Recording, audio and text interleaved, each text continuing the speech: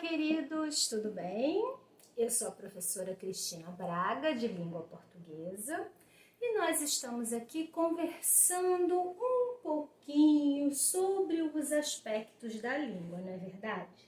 Você sabe que as nossas informações aqui são sempre muito simples, muito básicas, muito elementares, para que elas possam dar início às suas pesquisas.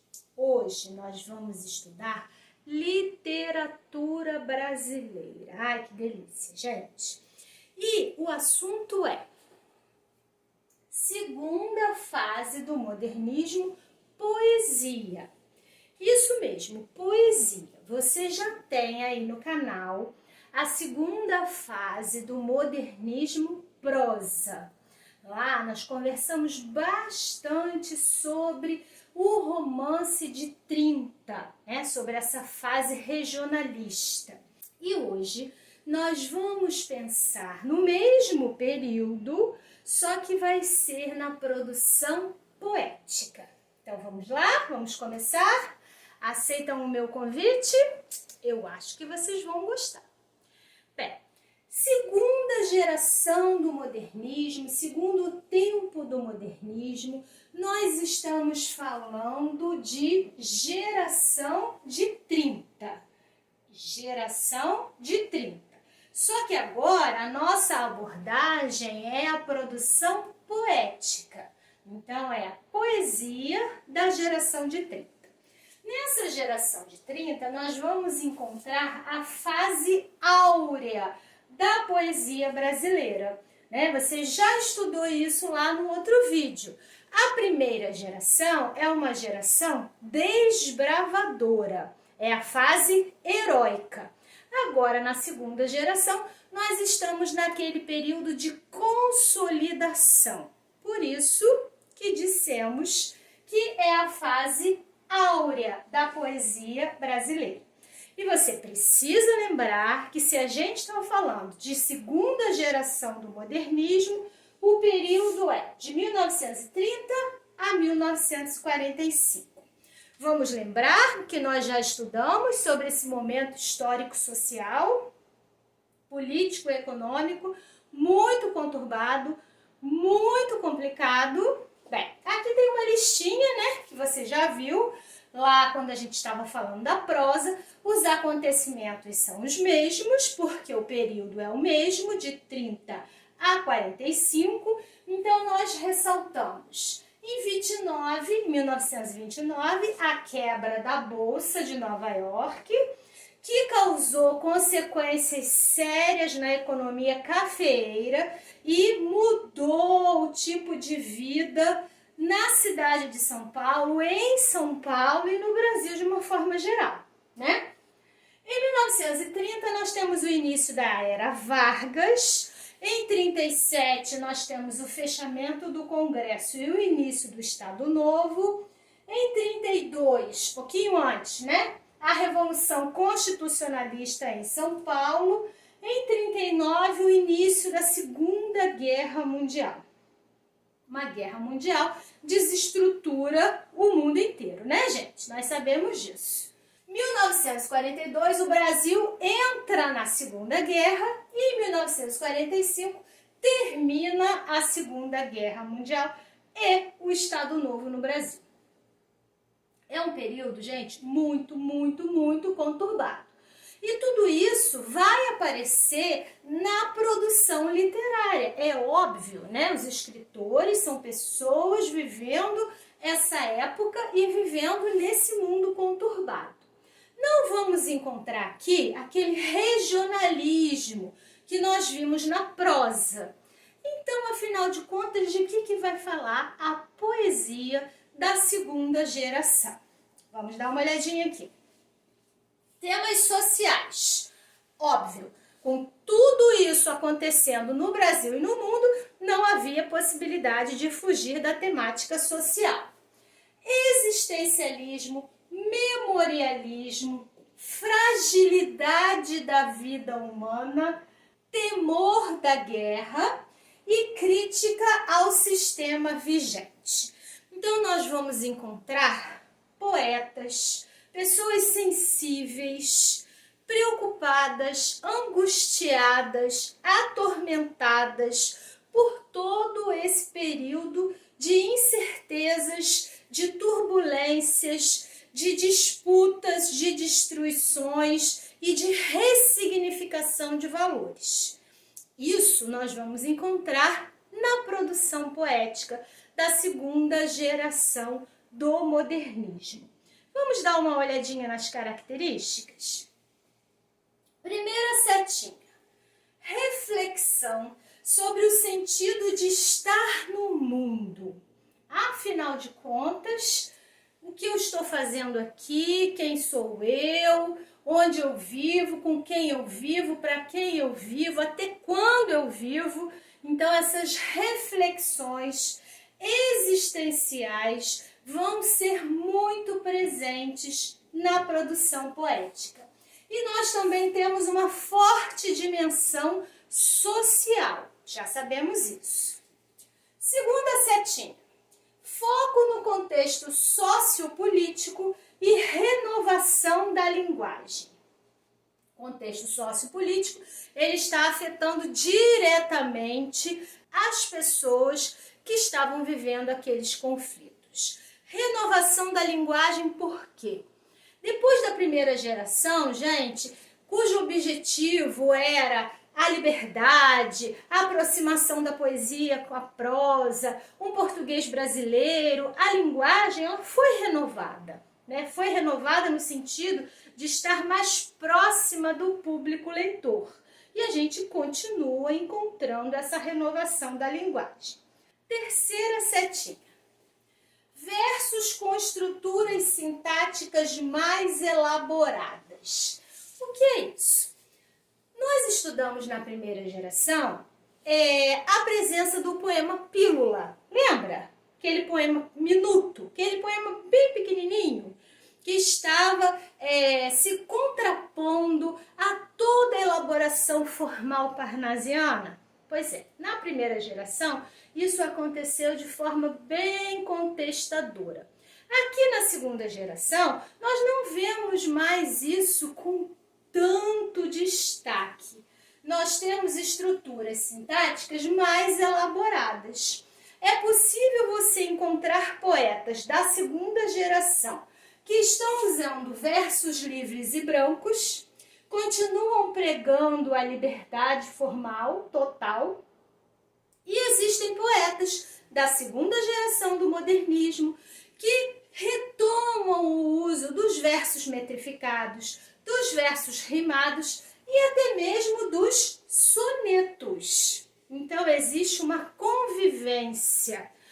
convivência do que é livre e do que é metrificado, das formas consagradas e das formas mais liberadas. Por isso que a gente fala em equilíbrio formal. Afinal de contas, a liberdade é um ícone do modernismo, né? Nós sabemos disso. Mais uma setinha. Atenção às indagações humanas, o que lhes conferiu grande interesse do público. Então, os poetas, eles foram muito lidos. Nós temos uma produção que caiu no gosto popular. Por quê?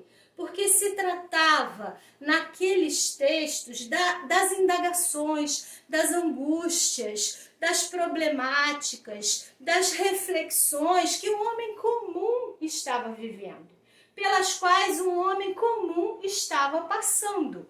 Então aconteceu essa identificação, tanto na poesia quanto na prosa.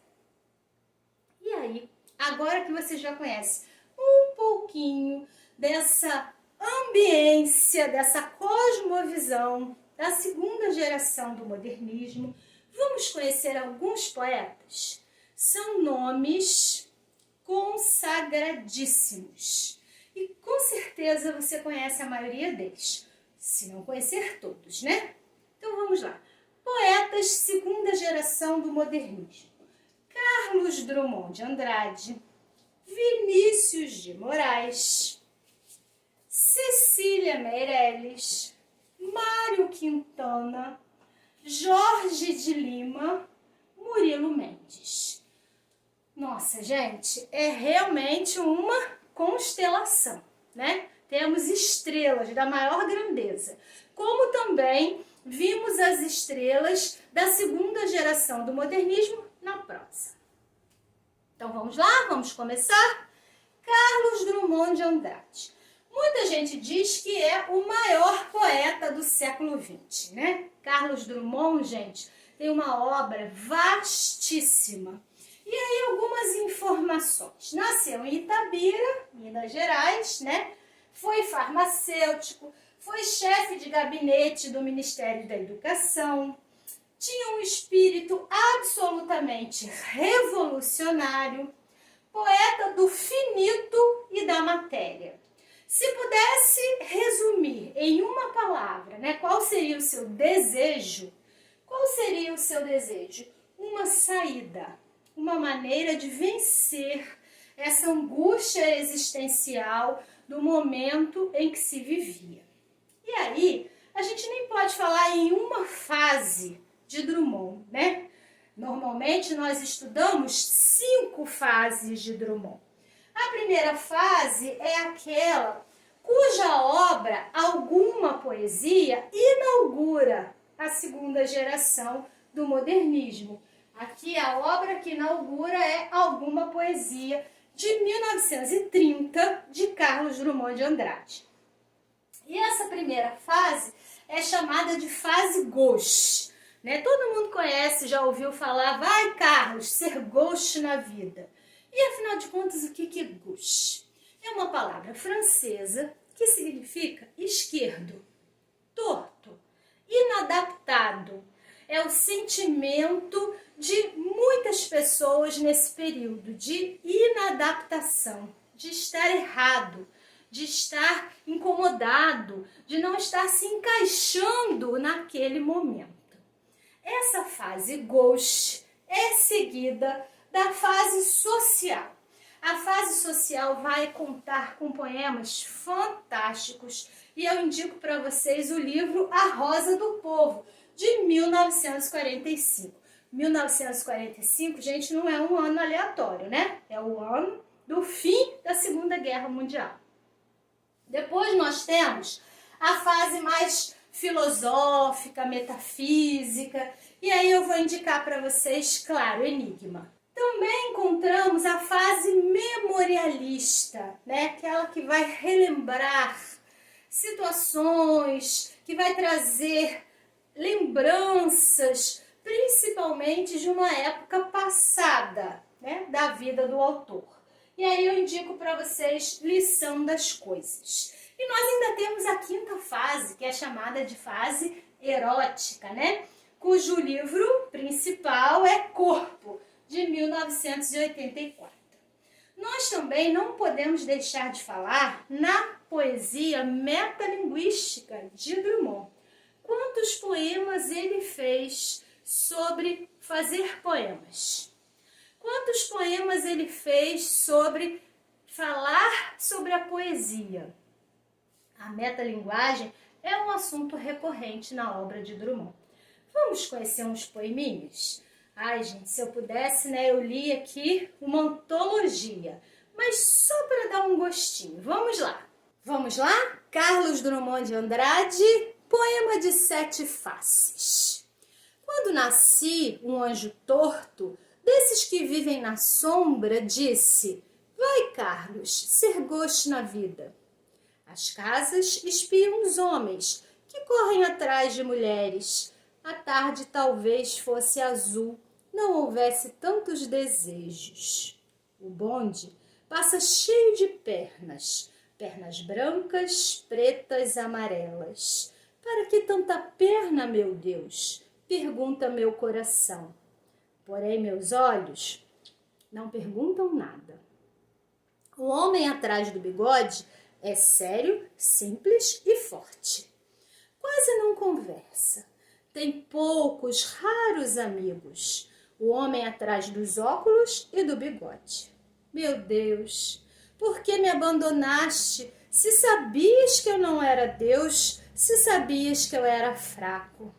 Mundo, mundo, vasto mundo, se eu me chamasse Raimundo, seria uma rima, não seria uma solução. Mundo, mundo, vasto mundo, mais vasto é o meu coração. Eu não devia te dizer, mas essa lua, mas esse conhaque, botam a gente comovido como o diabo. Carlos Drummond de Andrade. Mãos dadas. Não serei o poeta de um mundo caduco. Também não cantarei o mundo futuro. Estou preso à vida e olho meus companheiros. Estão taciturnos, mas nutrem grandes esperanças. Entre eles, considero a enorme realidade. O presente é tão grande, não nos afastemos. Não nos afastemos muito, vamos de mãos dadas. Não serei o cantor de uma mulher, de uma história. Não direi os suspiros ao anoitecer, a paisagem vista da janela. Não distribuirei entorpecentes ou cartas de suicida. Não fugirei para as ilhas, nem serei raptado por serafins. O tempo é a minha matéria. O tempo presente, os homens presentes, a vida presente. Carlos Drummond de Andrade. Ai, que delícia, né, gente? Nossa, recomendo.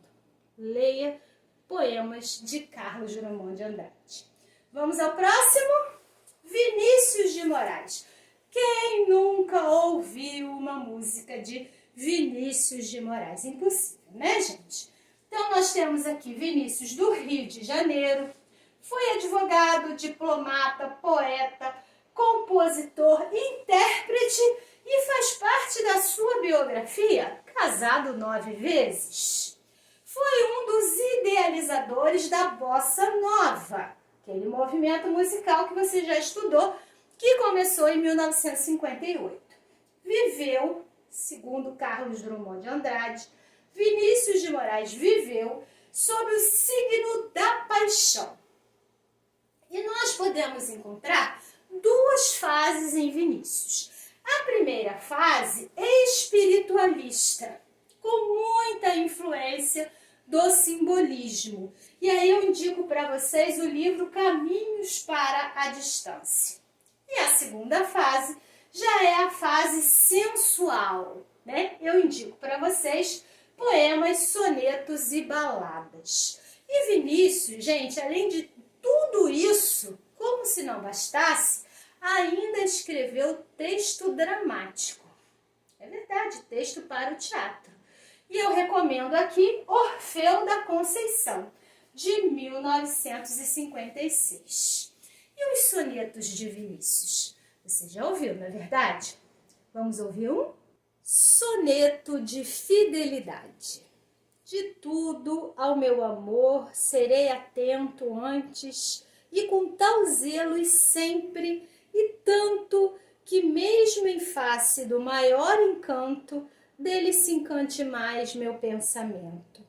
Quero vivê-lo em cada vão momento e em seu louvor hei de espalhar meu canto e rir meu riso e derramar meu pranto ao seu pesar ou seu contentamento. E assim, quando mais tarde me procure, quem sabe a morte, a angústia de quem vive, quem sabe a solidão, fim de quem ama, eu possa me dizer do amor que tive, que não seja imortal, posto que chama, mas que seja infinito enquanto dure. Vinícius de Moraes. Soneto do amor total. Amo-te, meu amor, não cante o humano coração com mais verdade. Amo-te como amigo e como amante, numa sempre diversa realidade. Amo-te a fim de um calmo amor prestante e te amo além, presente na saudade. Amo-te, enfim, com grande liberdade, dentro da eternidade e a cada instante. Amo-te como um bicho, simplesmente, de um amor sem mistério e sem virtude, como um desejo maciço e permanente. E de te amar assim muito e a miúde, é que um dia em teu corpo, de repente, hei de morrer de amar mais do que pude. Soneto de amor total, Vinícius de Moraes. Ainda temos soneto de separação. De repente, do riso fez-se o pranto, silencioso e branco como a bruma, e das bocas unidas fez-se a espuma, e das mãos espalmadas fez-se o espanto. De repente, da calma fez-se o vento, que dos olhos desfez a última chama, e da paixão fez-se o pressentimento, e do momento imóvel fez-se o drama. De repente, não mais que de repente, fez-se de triste o que se fez amante, e de sozinho o que se fez contente. Fez-se do amigo próximo o distante, fez-se da vida uma aventura errante, de repente, não mais que de repente. Ai, gente, Vinícius é maravilhoso, né? Vamos continuar? Cecília Meirelles. Cecília Meirelles, gente, em algumas biografias nasceu no Rio Comprido, no Rio de Janeiro, e em outras na Tijuca. Eu, como boa tijucana, escolhi colocar aqui Tijuca, Rio de Janeiro, né, gente? Poeta, professora, pedagoga e jornalista, primeira mulher a se destacar na poesia brasileira. Quando nós falamos lá no vídeo sobre a prosa, que Raquel de Queiroz era a única mulher que fazia parte daquele time de escritores, nós estávamos falando da prosa, né? Agora estamos falando de poesia. Cecília Meirelles. Vamos saber mais. Pertenceu à corrente espiritualista. Intuição, emoção, sonho e fuga nortearam a sua produção poética. Características: a temática do amor, do tempo, da transitoriedade da vida e da fugacidade das coisas. Musicalidade e espiritualidade. Gente, pensou em Cecília Meirelles, vocês vão pensar nessas duas informações: espiritualidade e musicalidade. Cecília é aquela escritora considerada neossimbolista. Você já estudou o simbolismo? Se esqueceu, tem aqui no canal para você rever.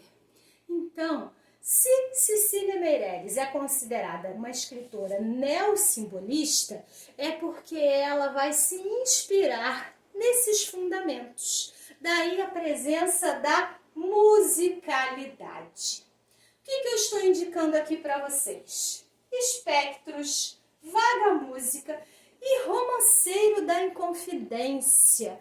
Nossa, gente, nessa obra ela vai retomar um episódio da história brasileira, né? Vai retomar lá o período Árcade. Arcadismo também tem aqui no canal para você estudar se você quiser. Então, o romanceiro da Inconfidência vai tematizar a época desse acontecimento na história do Brasil. Vamos conhecer um poeminha de Cecília? Vamos lá?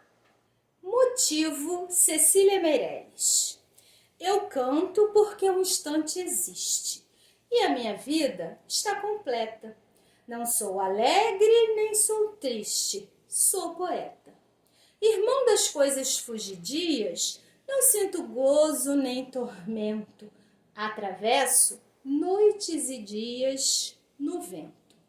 Se desmorono ou se edifico, se permaneço ou se me desfaço, não sei, não sei.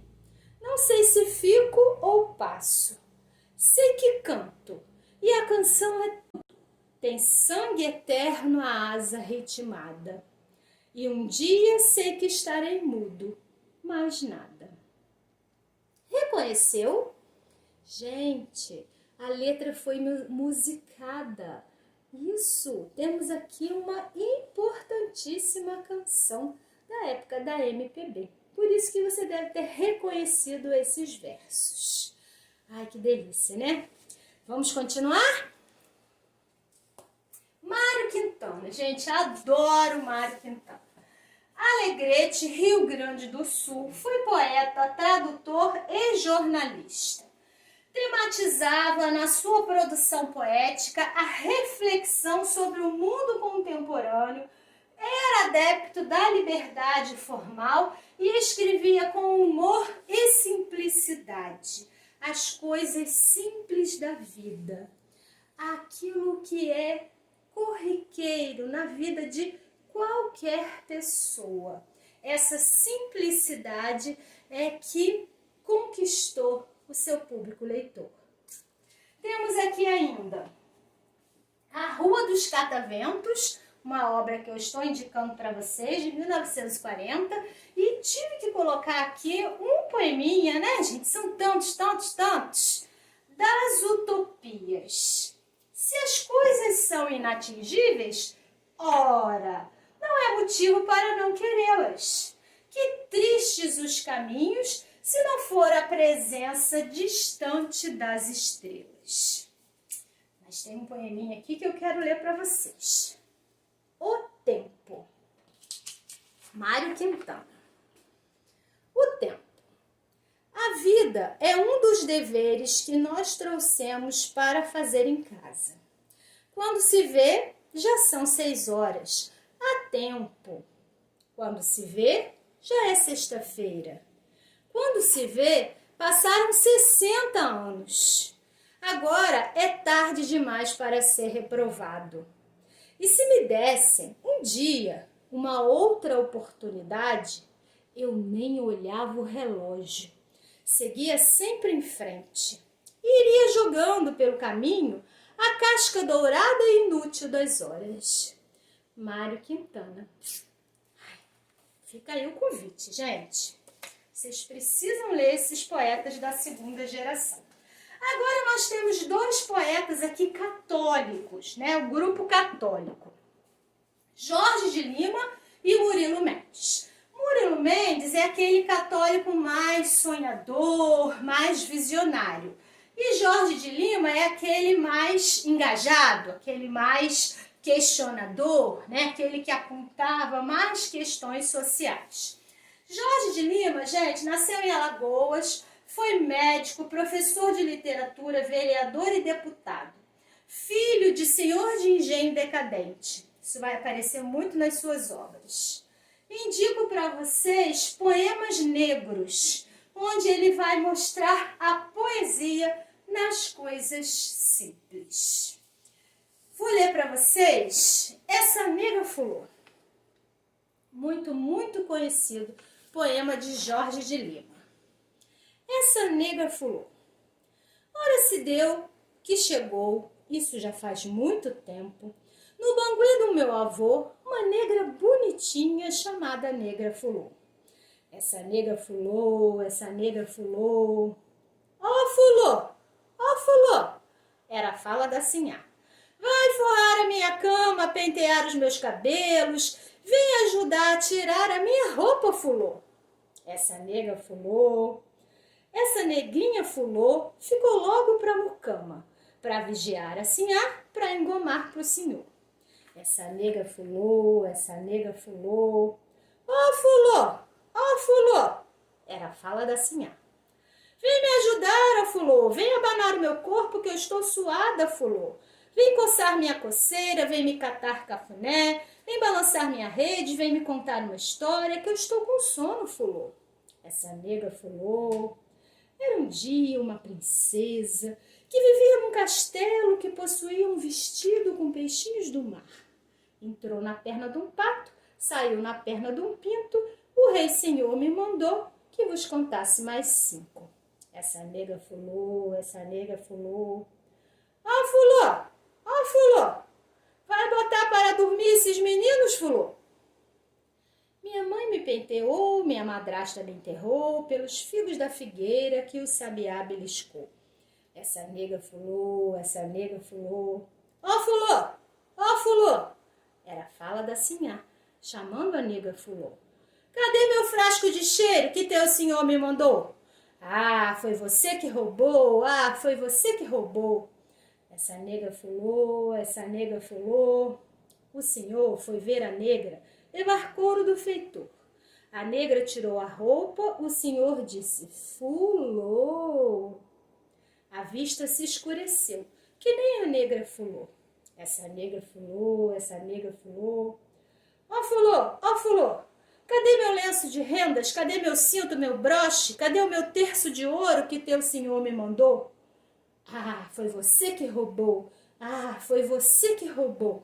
Essa negra fulô, essa negra fulô.